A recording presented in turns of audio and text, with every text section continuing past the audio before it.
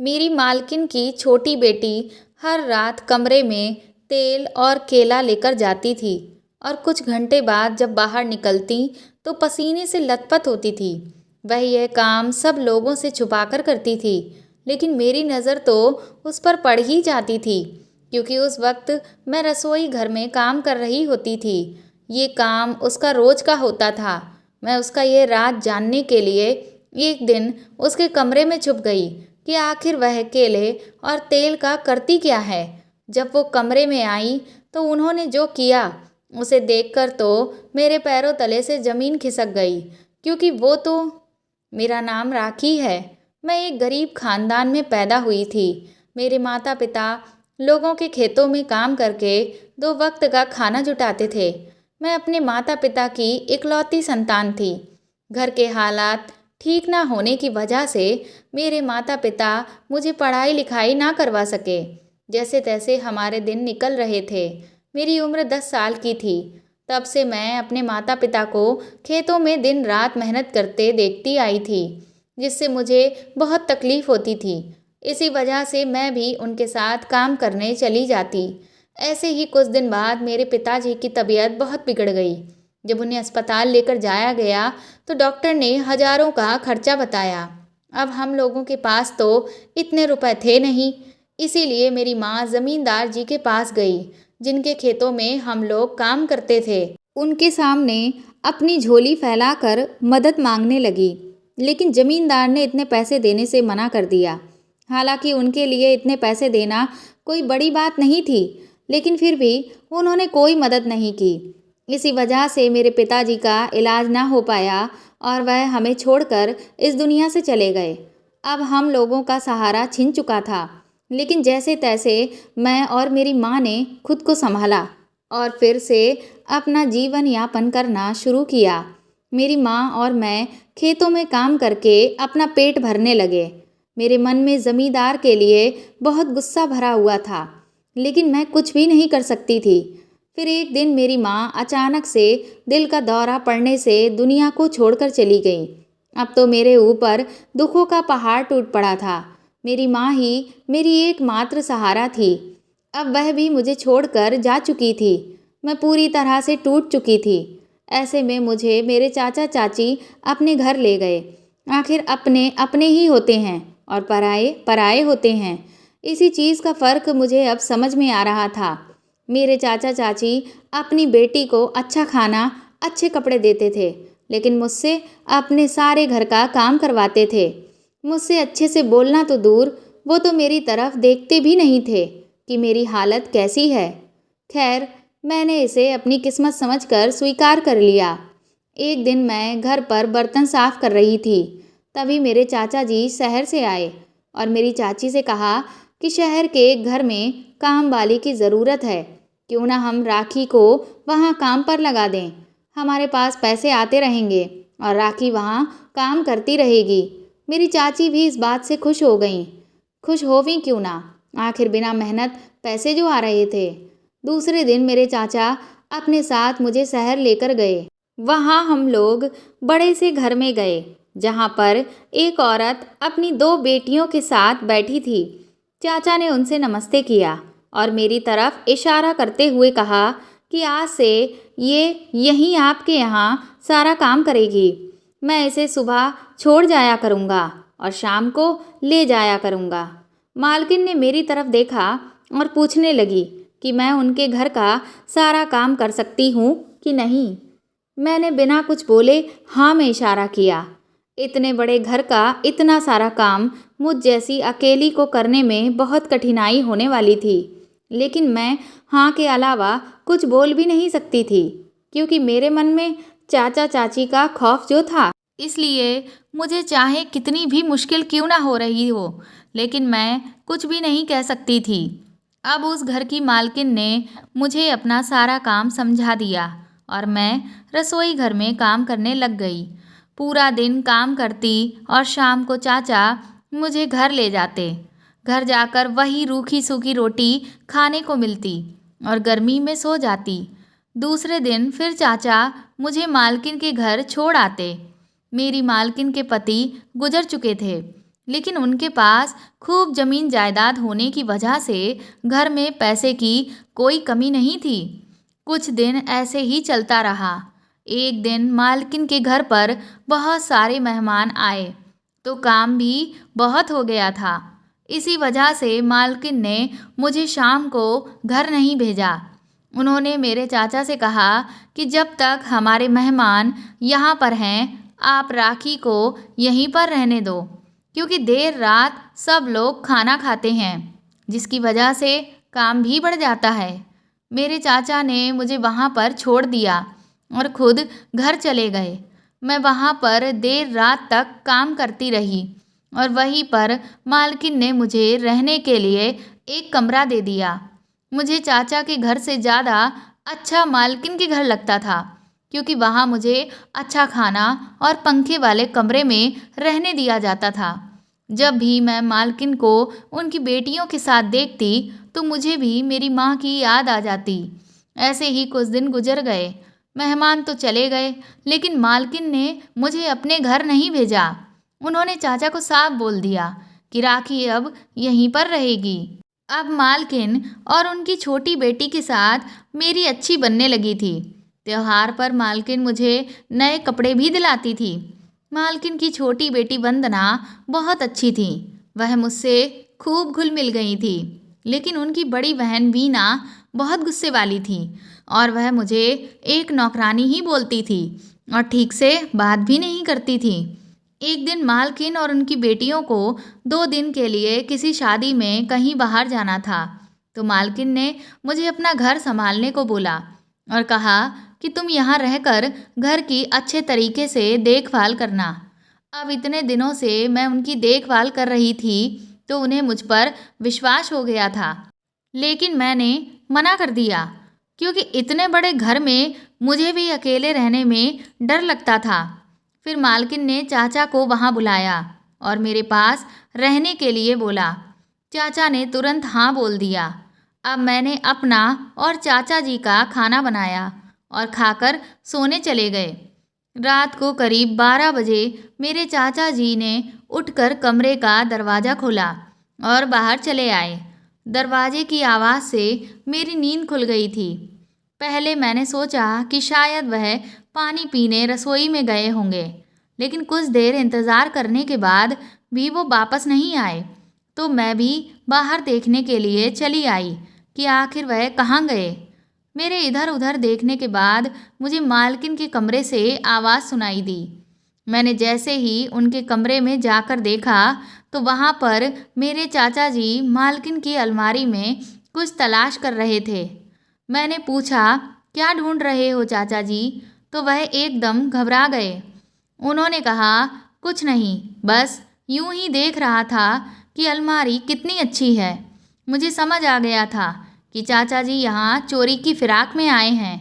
इतना बड़ा घर और इतने अमीर लोगों के घर में खुद को अकेला पाकर कुछ आदमियों के मन में पाप आ जाता है, तो फिर मेरे चाचा जी तो ऐसी छोटी मोटी चोरियाँ गांव में करते ही रहते थे।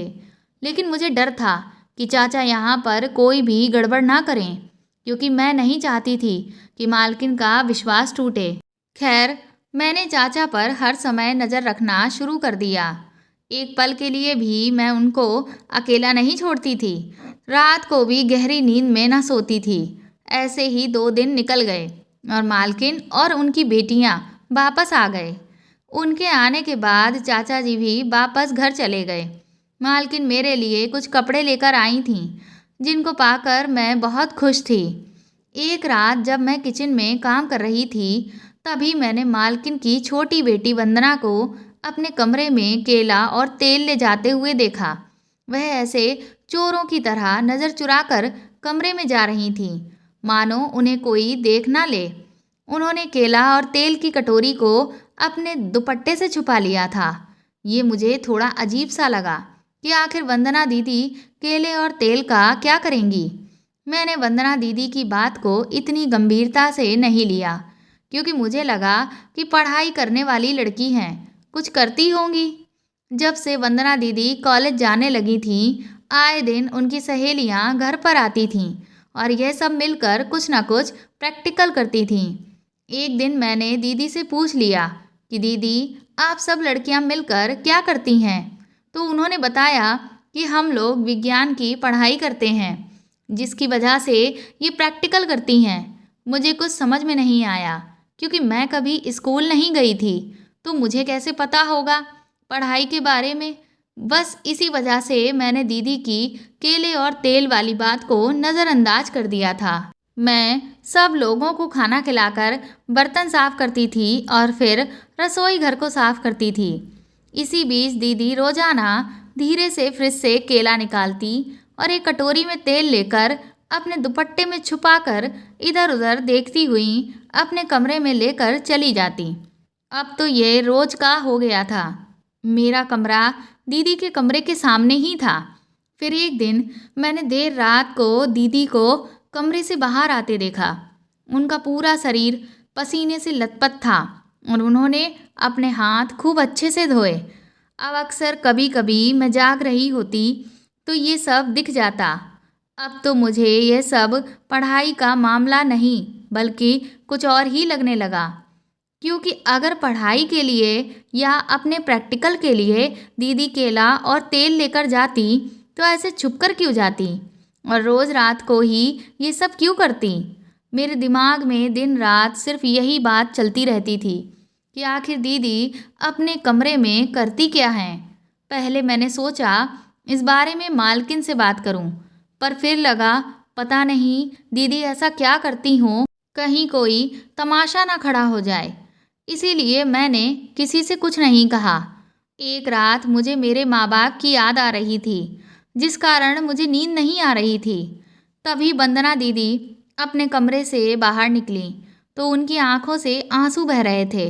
मैं कमरे से बाहर निकलकर दीदी के पास जाकर पूछने लगी कि आप रो क्यों रही हैं? तो दीदी ने बात बदलते हुए कहा कि कुछ नहीं हुआ है, तुम सो जाओ। इतना बोलकर वह तुरंत ही अपने कमरे में चली गईं। मुझे इसी फिक्र में पूरी रात नींद नहीं आई कि आखिर क्या बात हो गई है कि हमेशा हंसने वाली वंदना इतनी रात को अपने कमरे से रोते हुए क्यों निकली। बस अब पूरा दिन मेरे दिमाग में सिर्फ यही बातें चलती रहती कि दीदी केला और तेल कमरे में लेकर जाती, फिर आधी रात को बाहर आकर हाथों को धोती और उनका पूरा शरीर पसीने से भीगा होता और उनका उस दिन का रोना। सबसे बड़ी बात कि उनका ये सब काम ऐसे छुप कर करना। अब तो मुझे दीदी पर शक होने लगा था कि वह कहीं कुछ गलत तो नहीं कर रही हैं। अगले दिन जब वंदना दीदी अपने कॉलेज चली गईं और बड़ी दीदी अपनी कोचिंग और दोपहर में मालकिन सो गईं तो मैं वंदना दीदी के कमरे में चुपके से गई। लेकिन कमरे में तो कुछ भी ऐसा नहीं दिखा। सब सामान अच्छे से रखा था। मैं बाहर आ गई और सोचने लगी कि आखिर माजरा क्या है। तभी वंदना दीदी और उनकी बड़ी बहन आ गए। मैंने उन दोनों के लिए खाना लगाया, लेकिन वंदना दीदी ने खाना खाने से मना कर दिया। वह सुबह भी नाश्ता करके नहीं गई थीं। मैंने काफ़ी बार बोला कि प्लीज़ आप खाना खा लीजिए, लेकिन वह एकदम से मुझ पर चिढ़ गईं। फिर मैं कुछ ना बोली। थोड़ी देर बाद मैंने दीदी से सब कुछ पूछने का सोचा, लेकिन फिर मुझे ख्याल आया कि अगर मैंने पूछा और वह गुस्सा हो गई तो। मुझे वंदना दीदी की फ़िक्र थी, क्योंकि जब से मैं यहाँ काम करने के लिए आई थी उन्होंने मुझे कभी भी एहसास नहीं होने दिया था कि मैं एक नौकरानी हूँ। और मेरे लिए उन्होंने बहुत सी चीज़ें मेरे चाचा चाची से भी बढ़कर करी थीं। कुछ देर बाद मेरे मन में ख्याल आया कि क्यों ना मैं आज रात उनके कमरे में ही छुपकर बैठ जाऊं और देखूं कि आखिर वो केले और तेल से क्या करती हैं। फिर मैं रात को सारा काम निपटा कर चुपके से दीदी के कमरे में छुप गई। मैं उस समय छिपी थी जिस टाइम दीदी रसोई घर में केला और तेल लेने आई थीं। फिर मैंने देखा कि दीदी अपने कमरे में आई और दरवाज़ा बंद किया। फिर उन्होंने लाइट बंद की और नाइट बल्ब जलाया। उसके बाद उनके कमरे के दरवाजे के पीछे दीवार पर पड़े पर्दे को हटाया तो सामने एक दरवाज़ा दिखा। ये देख मैं हैरान हो गई। उसके बाद मैंने देखा कि दीदी उस दरवाजे से एक लड़के को अंदर लेकर आती हैं और उसके बाद जो हुआ उसे देखकर मेरे पैरों तले से ज़मीन खिसक गई। तभी अचानक से मेरा हाथ पास रखी मेज़ से टकरा गया। उसकी आवाज़ से दीदी को लगा कि कोई और भी उनके कमरे में है। उन्होंने उठकर तुरंत लाइट जलाई और सब जगह देखने लगी तो एक कोने में मुझे बैठा पाया। दीदी मुझे देखकर घबरा गई और गुस्से से मेरी तरफ देखकर बोली, तुम यहाँ क्या कर रही हो? और वह भी ऐसे छुपी हुई। ये क्या कर रही थी? मैं उनका गुस्सा देखकर डर गई तो मैंने कहा कि मुझे माफ़ करना दीदी, मैं यहाँ किसी गलत इरादे से नहीं छुपी थी। मुझे आपकी फ़िक्र हो रही थी क्योंकि आजकल आप ना तो अच्छे से खाती हैं और उस दिन आप अपने कमरे से रोती हुई भी निकली थीं, इसीलिए। उसके बाद वंदना दीदी ने मुझे सब कुछ बताया कि वह कुछ गलत नहीं करती हैं। उन्होंने उसी लड़के की तरफ इशारा करते हुए कहा कि यह मेरा बड़ा भाई है। दरअसल मेरे पिताजी ने 2 शादियां की थीं। जब उनकी पहली पत्नी का देहांत हो गया तब उन्होंने मेरी माँ से शादी की। उनकी पहली पत्नी से उन्हें एक बेटा हुआ था और यह भैया है। भैया को हड्डियों से संबंधित बीमारी है जिसकी वजह से वह अपनी उम्र से ज़्यादा लगते हैं और उन्हें चलने फिरने में भी बहुत कठिनाई होती है। जब पिताजी का देहांत हो गया तो माँ ने भैया को घर से बाहर फेंकवा दिया क्योंकि उनका कहना ये था कि ये तो मेरा सगा बेटा नहीं है, तो मैं इस बीमार की देखभाल आखिर क्यों करूं? और अगर ये कल को ठीक हो गया तो ये भी जायदाद का हिस्सेदार हो जाएगा। मैंने माँ को खूब समझाया कि वह ऐसा ना करें, लेकिन उन्होंने मुझे बहुत डांटा और मेरी एक भी बात नहीं मानी। तब मैंने यह योजना बनाई और भैया को रात के अंधेरे में अपने कमरे में ले आई। मेरे कमरे में यह एक खुफिया कमरा भी है जिसमें हमेशा ही कबाड़ का सामान रखा रहता था। इस कमरे में कभी कोई नहीं जाता था, इसलिए इस बात का मैंने फ़ायदा उठाया और इस कमरे को साफ़ सुथरा कर लिया और भैया को इसी कमरे में रखने लगी। बाथरूम भी मेरे ही कमरे में है, तो जिसकी वजह से उन्हें कहीं बाहर भी नहीं जाना पड़ता। मैंने दीदी से पूछा कि और वह केला और तेल, तो दीदी कहने लगी कि मेरे भाई का लीवर कमज़ोर है जिसकी वजह से वह ज़्यादा खाना पचा नहीं पाते हैं। इसी वजह से वह एक समय ही खाना खाते हैं। रोज़ सुबह कॉलेज जाते टाइम मैं उन्हें खाना दे देती हूँ और रात को ये खाना नहीं खाते थे और डॉक्टर ने केला उनके लिए फ़ायदेमंद बताया था, इसलिए मैंने इनको केला खिलाना शुरू किया। और रही बात तेल की, तो डॉक्टर ने बताया था कि भैया की जो बीमारी है उसमें तेल की मालिश करना उनके लिए बहुत अच्छा है, इसीलिए मैंने रोज़ाना तेल ले आना भी शुरू किया ताकि मैं उनकी अच्छे से मालिश कर सकूं। ज़्यादा देर मालिश करने की वजह से मैं पसीने से भीग जाती थी और इसीलिए तेल से सने हुए हाथों को बाहर धोने भी जाती थी। माँ को और दीदी को ये सब पता ना चले, इसी वजह से मैं यह सब छिप कर करती हूँ। दीदी ने कहा उस दिन मैं भैया की मालिश कर रही थी और वह अपनी ऐसी हालत के कारण बहुत उदास थे, जिसे देखकर मैं भी रोने लगी थी। दीदी की सारी बातें सुनकर मेरा वहम दूर हो गया था। मैं उनसे बिना कुछ कहे कमरे से बाहर निकल आई। मैं अपनी मालकिन को मन ही मन कोस रही थी। कोई इंसान इतना निर्दयी कैसे हो सकता है? भले ही वह उनकी सगी औलाद ना सही, लेकिन थे तो उनके पति की ही औलाद। जब वह अपने पति की संपत्ति को अपना सकती हैं, तो क्या उनकी औलाद को नहीं अपना सकती? लेकिन मुझे वंदना दीदी पर बहुत गर्व हो रहा था। आज के समय में इतना अच्छा दिल बहुत ही कम लोगों का होता है। आज के समय में लोगों में स्वार्थ इतना बढ़ गया है कि कोई किसी का भला करना ही नहीं चाहता। हर कोई बस पैसे का भूखा है। तो दोस्तों, आपको ये कहानी कैसी लगी कमेंट करके ज़रूर बताएं और प्लीज़ इस कहानी को ज़्यादा से ज़्यादा शेयर और लाइक करें। अगर आप चाहें तो मुझे सुपर थैंक्स भी दे सकते हैं। और अगर आप मेरे चैनल पर नए हैं तो प्लीज़ सब्सक्राइब करके बेल आइकन ज़रूर दबा दें ताकि आगे भी मैं आपको ऐसी ही अच्छी कहानियाँ सुनाती रहूँ। Thank you.